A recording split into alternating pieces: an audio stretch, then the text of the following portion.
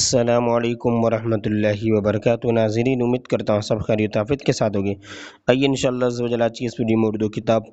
سیرت مصطفیٰ صلی اللہ علیہ وسلم کا پارٹ نمبر 16 پڑھیں گے، اور اس پیراگراف سے ہمیں کنٹینیو کرنا ہے، ٹھیک ہے۔ بسم اللہ الرحمن الرحیم۔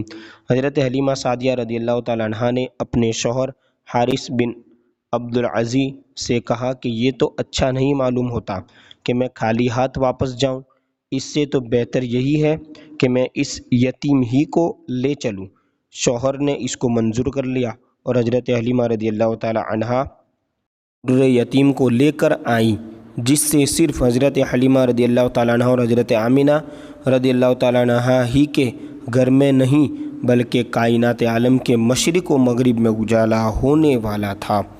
یہ خداوند قدوس کا فضل عظیم ہی تھا کہ حضرت حلیمہ رضی اللہ تعالیٰ عنہ کی سوئی ہوئی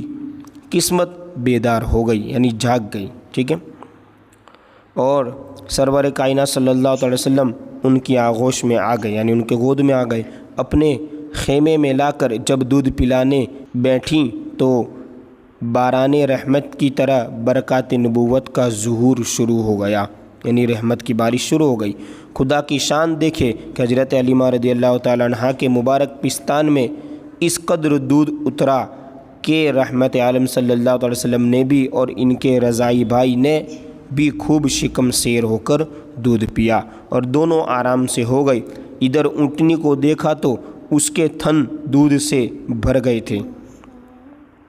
حضرت حلیمہ رضی اللہ تعالیٰ عنہ کے شوہر نے اس کا دودھ دوہا اور میاں بیوی دونوں نے خوب سیر ہو کر دودھ پیا اور دونوں شکم سیر ہو کر رات بھر سکھ اور چین کی نیند سوئے۔ حلیمہ رضی اللہ تعالیٰ عنہ کا شوہر حضور رحمت عالم صلی اللہ علیہ وسلم کی یہ برکتیں دیکھ کر حیران رہ گیا اور کہنے لگا کہ حلیمہ، تم بڑا ہی مبارک بچہ لائی ہو۔ حضرت حلیمہ رضی اللہ تعالیٰ عنہ نے کہا کہ واقعی مجھے بھی یہی امید ہے کہ یہ نہایت ہی بابرکت بچہ ہے اور خدا کی رحمت بن کر ہم کو ملا ہے، اور مجھے یہی توقع یعنی یہی امید ہے کہ اب ہمارا گھر خیر و برکت سے بھر جائے گا۔ بے شک اس طرح دیکھیں آگے، دیکھیں اسی طرح حضرت حلیمہ رضی اللہ تعالیٰ نے فرماتی ہے کہ اس کے بعد ہم رحمت عالم صلی اللہ علیہ وسلم کو اپنی گود میں لے کر مکہ مکرمہ سے اپنے گاؤں کی طرف روانہ ہوئے تو میرا وہی کھچر اب اس قدر تیز چلنے لگا کہ کسی کی سواری اس کی گرد کو نہیں پہنچتی تھی، یعنی آتے وقت لاسٹ میں آئے کیونکہ کھچر دھیما تھا لاغر ہونے کی وجہ سے، لیکن اب جاتے وقت کیا ہوا کہ ابھی تک کوئی نہیں پہنچ سکا۔ قافلے کی عورتیں حیران ہو کر مجھے سے کہنے لگی کہ اے حلیمہ رضی اللہ تعالیٰ عنہ،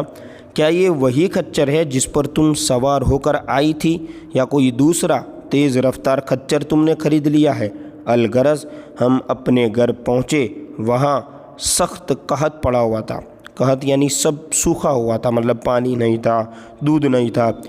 تو تمام جانوروں کے تھن میں دودھ خشک ہو چکے تھے، لیکن میرے گھر میں قدم رکھتے ہی میری بکریوں کے تھن دودھ سے بھر گئے۔ اب روزانہ میری بکریاں جب چراگاہ سے گھر واپس آتی تو ان کے تھن دودھ سے بھرے ہوتے، حالانکہ پوری بستی میں اور کسی کو اپنے جانوروں کا ایک قطرہ دودھ نہیں ملتا تھا۔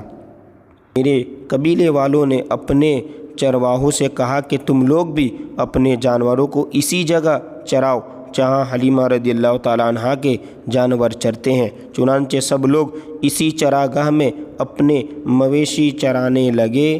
جہاں میری بکریاں چرتی تھی، مگر یہاں تو چراگاہ اور جنگل کا کوئی عمل دخل ہی نہیں تھا، یعنی چراگاہ یا جنگل کی وجہ سے برکت نہیں تھی نا، یہ تو رحمت عالم صلی اللہ علیہ وسلم کے برکات نبوت کا فیض تھا، جس کو میں اور میرے شوہر کے سوا میری قوم کا کوئی شخص نہیں سمجھ سکتا تھا۔ آگے انشاءاللہ اس واقعے کو کنٹینیو کریں گے پارٹ نمبر 17 میں۔